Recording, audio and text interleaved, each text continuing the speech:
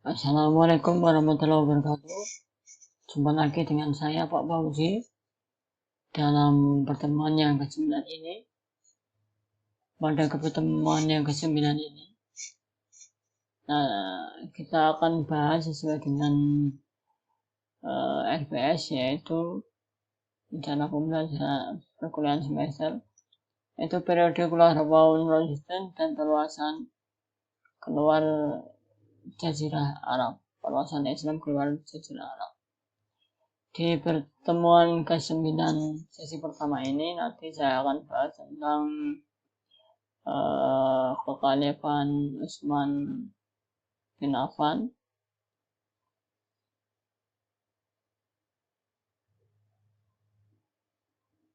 dan nanti untuk sesi kedua, pertemuan 9 sesi kedua nanti kita akan bahas kekhalifahan Ali bin Thalib atau Ali bin Abi Thalib. Langsung saja ke PPT-nya, poin-poinnya.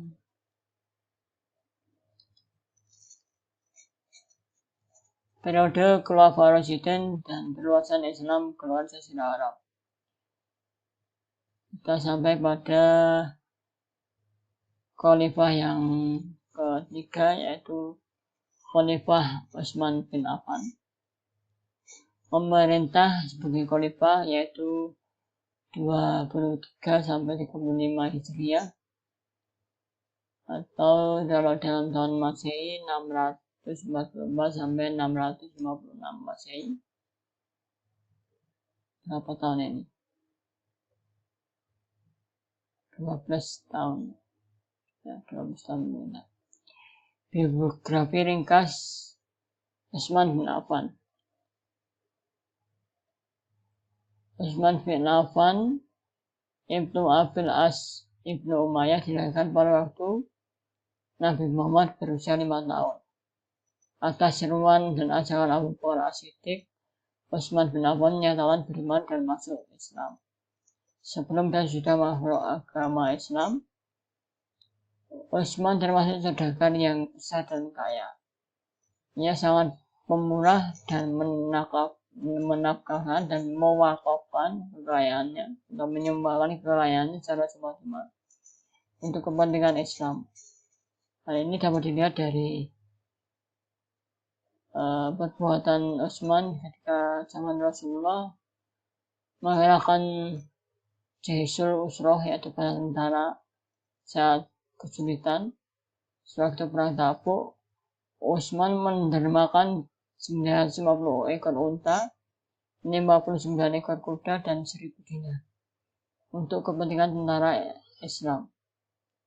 Utsman tidak segan-segan mendermakan dan mewakafkan harta kekayaannya demi kemenangan agama Islam. Lanjut, pengangkatan Utsman sebagai khalifah. Setelah Umar meninggal dunia, ke-6 sahabat mengadakan musyawarah sesuai dengan petunjuk Umar. Dalam pidato itu, Abdurrahman bin Auf minta agar ia diperkenankan mengundurkan diri, tetapi ia ditugaskan untuk bermusyawarah dengan kaum muslimin dan memilih salah satu calon yang ditunjuk Umar untuk menjadi khalifah. Usul Abdurrahman untuk mengundurkan diri diterima oleh para sahabat dan kemudian mengadakan perjanjian.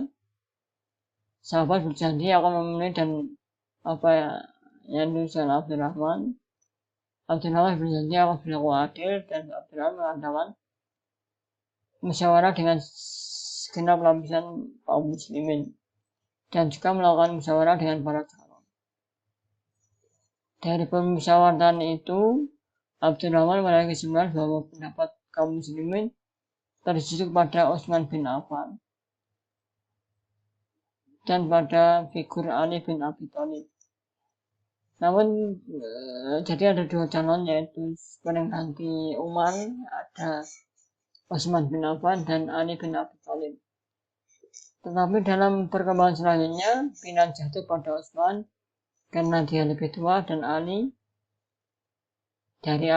dan berperilaku di padang lunak. Dengan demikian Bismillah Utsman sebagai khalifah ketiga dari Khulafaur Rasyidin.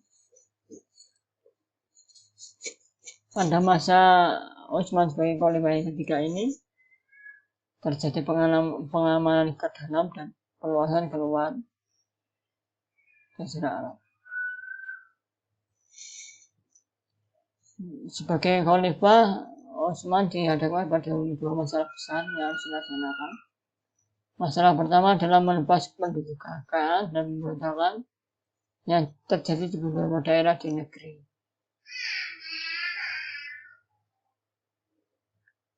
Pemberontakan ini ditimbulkan oleh pendukung-pendukung Orde Lama atau pendukung umat yang berusaha mengembalikan kekuasaan pada pemerintahan sebelumnya. Pemberontakan ini terutama di daerah Khorasan dan Iskandaria. Masalah besar kedua yaitu Utsman adalah dalam hal perluasan Islam. Perluasan yang telah tercapai oleh pada masa Khalifah Umar diteruskan lagi sehingga bertambah banyak dengan perluasan ke laut. Tentara Islam masa Utsman telah mempunyai angkatan laut dan satu persatu negeri banyak yang masuk dalam wilayah Islam.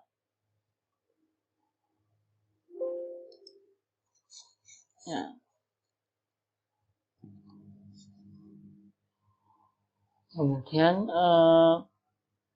tentara Islam di masa Utsman ini melebarkan pengaruhnya sampai ke Barqoh, Tripoli Barat, dan sebagian selatan negeri Luba. Menyusul pula negeri-negeri Armenia dan beberapa bagian Tabaristan, bahkan tentara Islam melampaui Sungai Jiun atau Amodoria, huru-hara dan pemberontakan pada masa Utsman.